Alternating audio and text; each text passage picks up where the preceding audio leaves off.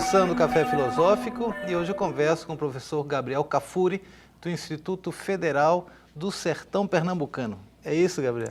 Isso mesmo. Bem-vindo, obrigado pela tua presença. Muito grato também pela oportunidade.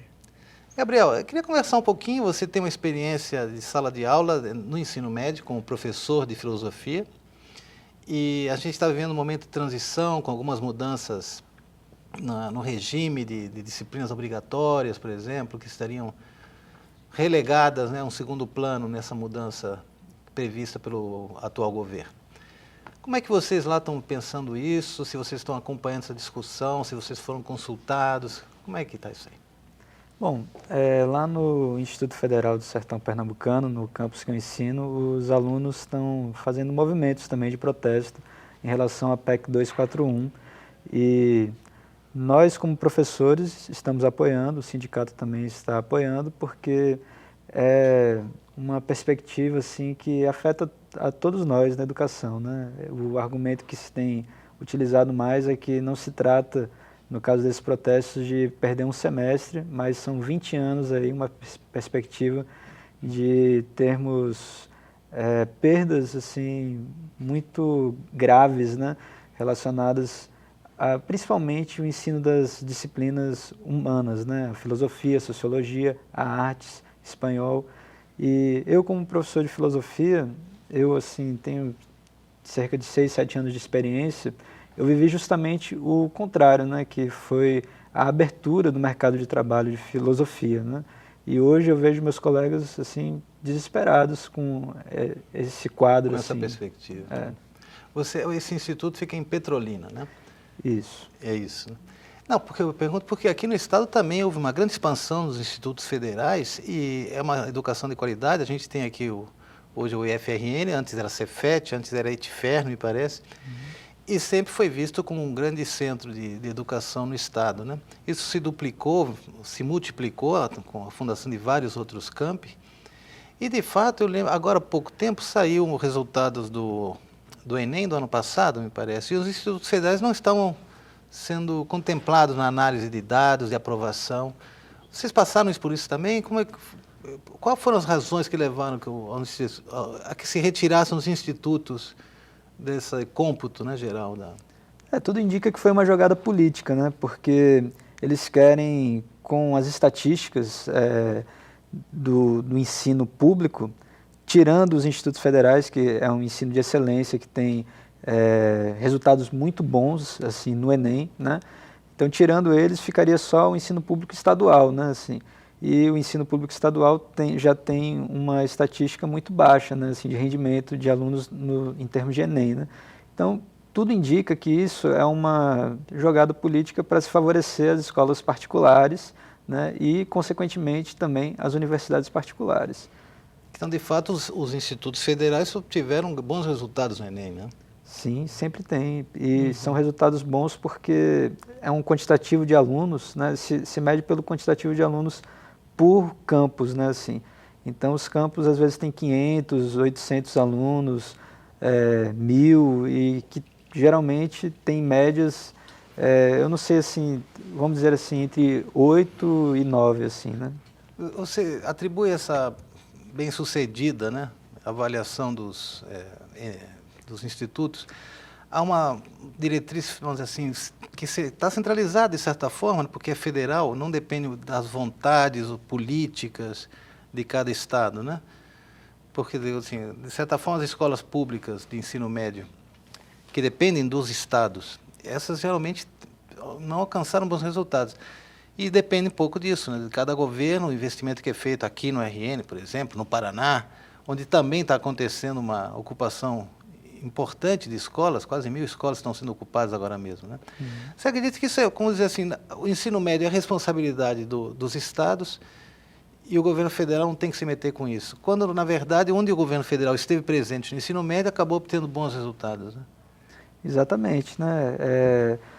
Os investimentos no ensino médio, pela parte do governo federal, foram muito bons em termos de laboratórios, né, assim, nas áreas técnicas, né, assim, agrotécnicas, pelo menos no caso do campus que eu trabalho. É fantástico, assim, né, essa possibilidade de mostrar que educação é uma questão de investimento mesmo, de bons professores, professores qualificados. Eu, por exemplo, agora também estou me qualificando a nível de doutorado. E o fato dos alunos estarem também ocupando as escolas, mais de 1.000 escolas estaduais, cerca de 75 já institutos federais, pela contagem, última contagem, e 50 universidades federais também, campos de universidades federais sendo ocupados. Para mim, isso é uma relação assim muito semelhante ao que o movimento estudantil que ocorreu na França, né, em meados do século XX, né, assim, e que pode dar uma nova revolução educacional também. Não sei se vai ser possível, porque muitas vezes a gente vê que nós não somos escutados, não só como professores, como estudantes também, né?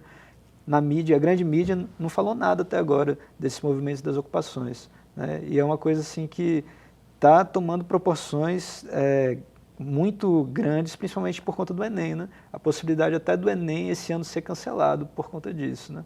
Então é um conflito, uma tensão muito grande, que ao meu ver é uma questão espacial até, né? Porque se estamos ocupando esses espaços educacionais, é porque estamos construindo uma educação diferencial.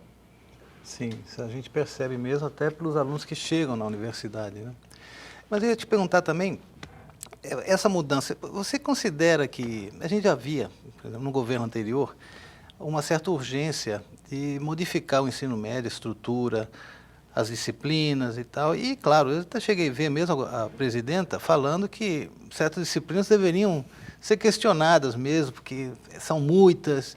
Como é que você vê isso? Eu acho que, de certa forma, essa discussão está vindo já de longe, que não foi agora que apareceu, de fato, ó, essa inutilidade da filosofia e da sociologia, por exemplo, como certas áreas do saber que não contribuem propriamente para formar um bom cidadão, o que eu acho um grande equívoco, evidentemente, né? Mas você não percebe que isso vem de longe, que não é só uma questão desse governo do outro, mas que, de certa forma, é o próprio sistema que está dizendo que... Com certeza, e isso é um assunto muito delicado, né? Porque sim, se tratam de ideologias, né? Bom, o que eu vejo nesse sentido é que, com certeza, é necessário uma modificação no ensino médio. Agora, modificá-lo para melhor e não para pior, né? O que a gente vê é uma tentativa de sucateamento das escolas, tentando segmentá-las em escolas que vão ser especializadas só em humanas, ou só em tecnológicas, ou só em saúde, ou só em ciências naturais, né? Eu acredito que, muito pelo contrário, as escolas elas devem ser universos, assim, institutos, né? Como a ideia de que tenha opções realmente e não e nessas opções possibilidades mesmo do aluno poder escolher e não restringir a capacidade de escolha a, muitas vezes, localidades, assim, vamos dizer, um aluno que mora em determinada área de Natal, ele vai ter como opção estudar na escola mais próxima dele, que pode ser uma escola que só ofereça um ensino mais voltado para a área de exatas. E aí como é que ele vai fazer? Ele vai ter que se deslocar para uma outra localidade muito mais distante para conseguir ter um curso na área de humanas, né, assim. Mas, enfim, essa modificação do ensino médio, ela é necessária, o governo anterior já tinha sinalizado isso, agora é necessário dentro de uma proposta democrática, de se conversar com as instâncias. Por exemplo, a própria LDB vem sendo discutida há anos, né, assim, e simplesmente um governo vigente entra com uma medida provisória autoritária que fala assim, agora sociologia, filosofia, espanhol, artes, música não vão ser mais obrigatórias. E educação física também. Enfim, eu acho que o caminho não é esse, né? Se a gente quer construir uma educação de qualidade, a gente tem que construir isso democraticamente. Não, eles alegam que as disciplinas não deixam de ser obrigatórias, né? Elas poderiam ser cursadas compondo um quadro de optativas, vamos dizer assim.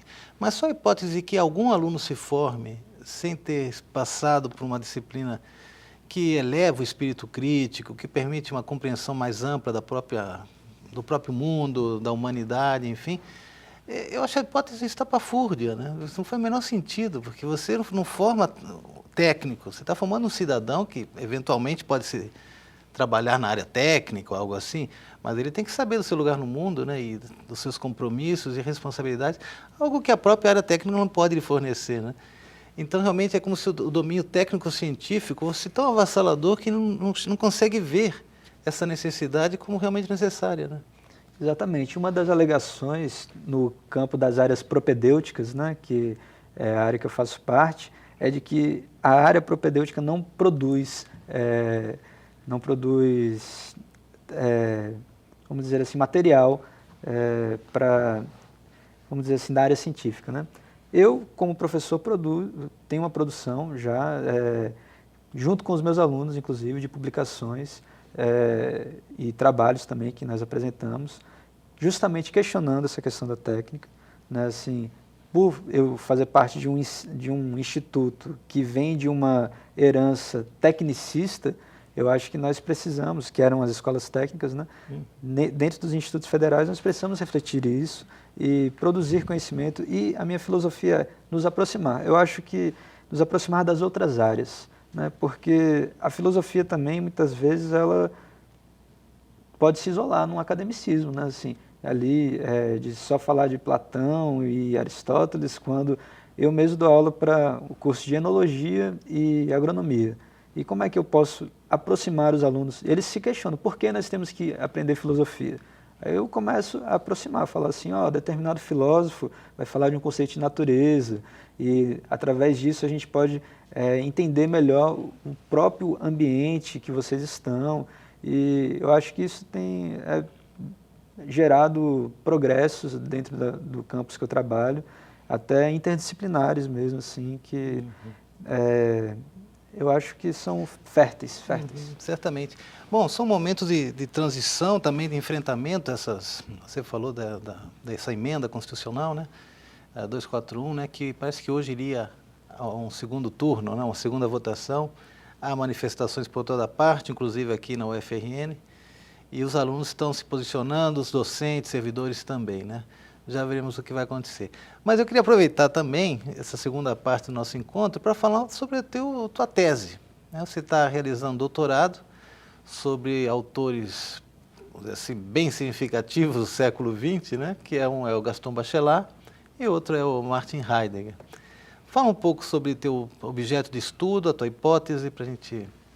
Bom, a minha tese é uma meta-ontologia do espaço em Bachelard com as contribuições heideggerianas. Esse termo meta-ontologia é inspirado na obra de Heidegger de 1928, que é Os Princípios Metafísicos da Lógica.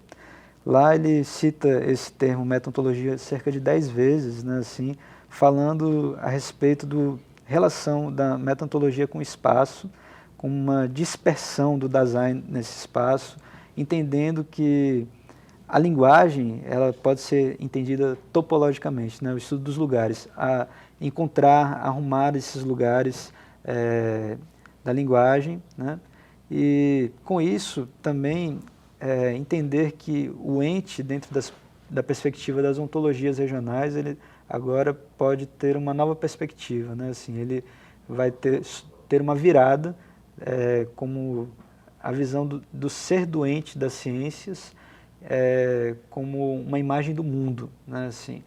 E a partir disso eu pretendo me utilizar metodologicamente da fenomenologia para entender essa imagem das ciências, mas também entender a questão da poética, né? Por exemplo, você falou em Bachelard, né, que é o teu autor principal, vamos dizer assim, e Bachelard tem essa coisa do claro, escuro, do diurno e noturno, né, dessa coisa da epistemologia e também, por outro lado, da poesia. Apresente esses dois aspectos para a gente do pensamento de Bachelard. Ok.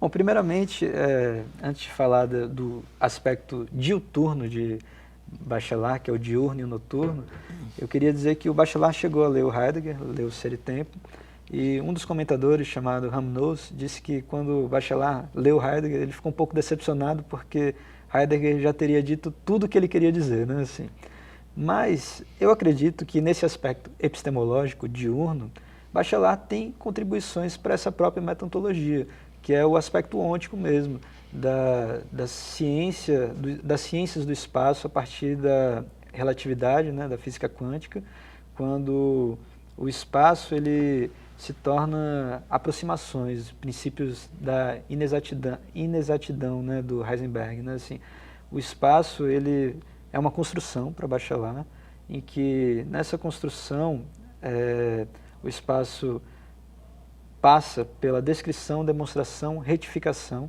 né, assim, e nessas retificações é que a gente encontra o espaço do não, né, que é justamente a filosofia de que nunca o espaço ele sempre vai ter rupturas, ele sempre vai se renovar cientificamente, tanto como espaço da ciência como ciência do espaço, né?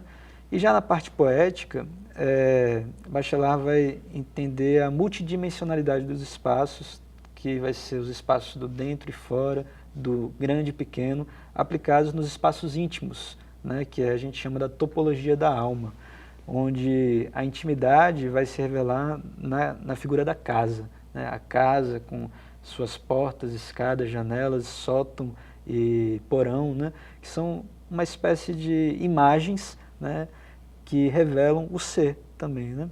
E depois disso passamos aos espaços naturais, que é o espaço da floresta, o espaço do rio, do céu, da terra, dos refúgios da terra, né? Que são possibilidades fenomenológicas também da gente entender essa meta-ontologia do espaço, né? E o Heidegger ele está numa grande, eu digo, uma ressonância com Bachelard nesse aspecto, porque ele também vai trabalhar essa poética, a topologia do exato, ser. Né? O Bachelard tem o quê? É 20 anos mais velho que Heidegger, mais ou menos? Isso, é 20 anos, mais ou menos. Eles ambos são filósofos que nascem numa região camponesa, né? E Bachelard é um pouco mais velho, eu acredito que ele morre um pouco antes também, mas são praticamente contemporâneos. Agora o Heidegger não leu o Bachelard, né? O Bachelard tomou consciência de Heidegger. Não, porque você estava dando exemplos aí dessa topologia, vamos dizer assim. Primeiro que topologia já é uma expressão bem heideggeriana, né? Uhum. Ele fala uma topologia do ser, ou seja, a tentativa de abrir lugares para essa irrupção do ser, que evidentemente não é nenhum tipo de ente. Né? Uhum. Mas, por exemplo, o rio, a floresta, os bosques de Heidegger e a própria ideia da cabana, que são objetos de análise de Heidegger, né? E nesse sentido, também parece que essa história de ressonância acho que é mútua, né? Uhum. Se Heidegger não leu Bachelard, eu não tenho também conhecimento se ele fez, poderia haver realmente um encontro muito interessante, né? E acho que é isso que você está fazendo, né? Você está servindo de interlocutor para ambos, uma espécie de... está aproximando ambos para uma questão que é essa questão do espaço. Né? Exatamente. Eu tenho... acho que, como o Bachelard diz, é uma topofilia, né? Assim, é um lugar feliz, né? Assim, esse encontro, né, de ambos, né? Acho que já existem algumas pesquisas ou assim mais meta-ontológicas de Heidegger ou mais espaciais de Bachelard, mas de ambos, assim, sobre ambos ainda não encontrei. Você falou em meta-ontologia, tenta definir para a gente o que é isso, então. Bom, segundo Heidegger, né, a meta-ontologia seria uma espécie de viragem, né, assim, porque ele usa esse termo justamente depois de Ser e Tempo, né? Um ano depois ele usa esse termo, e é quando a ontologia se volta novamente depois da viragem para a metafísica, olhando a metafísica agora dentro de uma nova perspectiva. E, na verdade, o que eu uso como meta-ontologia seria justamente revivamento da metafísica após a destruição, a morte da metafísica, né? Assim, tentar novas metafísicas, novos seres. Porque ontologia, assim, primeiro que não é uma palavra grega, mas ela se compõe de palavras gregas, né? Seria assim o estudo sobre a realidade, né? O estudo do ente. Exatamente. E claro, então quando você fala uma meta-ontologia, seria uma tentativa de se pensar a realidade, mas indo além dessa tradicional concepção que para Heidegger é sempre ontoteológica, né? Sempre aparece um Deus, depende de uma lógica também, né? E aí você está dizendo seria uma superação, uma destruição da metafísica, mas também fazendo com que a metafísica retorne o seu fundamento, né? Exatamente. E é interessante isso porque justamente não estamos mais tratando de questões teológicas, né? Estamos tratando de questões espaciais. O Heidegger aponta isso. Ele diz assim, depois do tempo, nós podemos nos voltar para o espaço, né? Assim, eu não tenho um domínio tão grande da questão do tempo em Heidegger, mas Bachelard também tem uma ideia de tempo ligada à questão do instante, né? E que me parece também que tem uma consonância com o pensamento heideggeriano, mas a questão do espaço, da espacialidade, do ser, né, assim, é o que é mais interessante dessa perspectiva, né, assim, de que o espaço é um prisma para se enxergar a realidade e que podemos dizer assim que elevar essa questão a dizer assim, se nós temos problemas hoje filosóficos da realidade, são problemas espaciais e que também a solução desses problemas é espacial também, né? Pode ser um pouco exagerado, mas é uma construção que eu estou tentando entender também. Sim, está a caminho disso. Porque, vê, uma das questões aí da filosofia em geral, eu diria até da humanidade, né, é que parece que nós sabemos já o que é o espaço e o que é o tempo. O tempo está aqui no meu relógio, o espaço está aqui, eu estou ocupando, mas desde Heidegger a gente começa a entender que essas coisas não estão aí simplesmente. Parece que o tempo é algo que nós produzimos, isso vem desde Agostinho, né? Então, o tempo é algo que nós produzimos, e o espaço não está aí simplesmente dado, né? Nós não estamos no mundo como o cabide está no armário, vamos dizer assim, né? É sempre essa tentativa de abrir lugares, de instaurar lugares, né? E claro, aí parece que a gente começa a desconstruir ou superar a metafísica, né, nessa perspectiva de pensar algo que, de certa forma, unifica tempo e espaço, né? É como pensar assim que o ser aí, de ser e tempo, né, isso que nós somos, esse aí não é estático, ele é temporalizado, né? Como é que você vê isso em Bachelard, por exemplo, esses conceitos fundamentais? Então, primeiramente, eu vejo que a gente pode pensar primeiro nas dimensões do espaço, né? Assim, o espaço como 4 dimensões, não 3, né? Em que a 4ª dimensão é o próprio tempo, né? Com isso, vamos dizer assim, primeiro nós temos que estudar separadamente, né? Assim, arrancar do todo, né? o espaço e o tempo, para depois uni-los novamente nessa perspectiva quântica de espaço-tempo como uma coisa só, né? Então, isso eu digo assim, chega a ser uma perspectiva pan-ontológica, né, assim, de entender assim, o todo, a parte e voltar ao todo novamente, né, assim, sem tomar a parte pelo todo, entendendo que cada parte, na verdade, é uma fração desse todo, né, e que não estão separadas, né, por mais que nós precisamos fazer um corte epistemológico dela, ou seja, cortar o espaço para entender primeiramente ele, como ele é, para entendermos dentro do todo ou dentro do espaço-tempo, né? E entender também que é um fluxo contínuo, né? Assim, nada está estático nesse espaço-tempo. Isso, é contínuo e também eles se tocam, se contaminam, de certa forma, o teu mundo, o teu espaço, em termos heideggerianos, o teu aí, se encontra com o meu aí, né? Embora a gente esteja agora mesmo aqui nesse mesmo lugar, cada um carrega o seu próprio aí, o seu próprio mundo, né? Então, claro, aí já essa ideia de estático, de um lugar já pronto, é inconcebível já, né? A gente tem que se preparar para dar um salto, né? Para tentar entender isso desde uma outra perspectiva, né? Essa perspectiva estática, ela se desconstrói, né? E nessa desconstrução, a linguagem, né? E nisso a topologia do ser desse poeta, pensador-poeta, de ambos, né, assim, de Heidegger e Bachelard, parece dar uma possibilidade na linguagem de nós comunicarmos e sermos entendidos também, né, no sentido de construir um discurso que crie perspectivas de novos lugares, não só para quem está falando sobre esses espaços, mas também para quem está construindo seu próprio espaço, né, assim, lembrando sempre dessa perspectiva de que todos nós estamos nessa construção, encontrando o nosso próprio lugar. Isso. E acho que é isso que é existir, né? Gabriel, chegamos ao final do nosso tempo. Agradeço aqui ao professor Gabriel Cafuri, do Instituto Federal do Sertão Pernambucano, que veio aqui falar um pouco da sua experiência e do trabalho que desenvolve na sua tese doutoral. Obrigado, Gabriel. E você que está em casa já sabe que semana que vem tem mais. Até lá.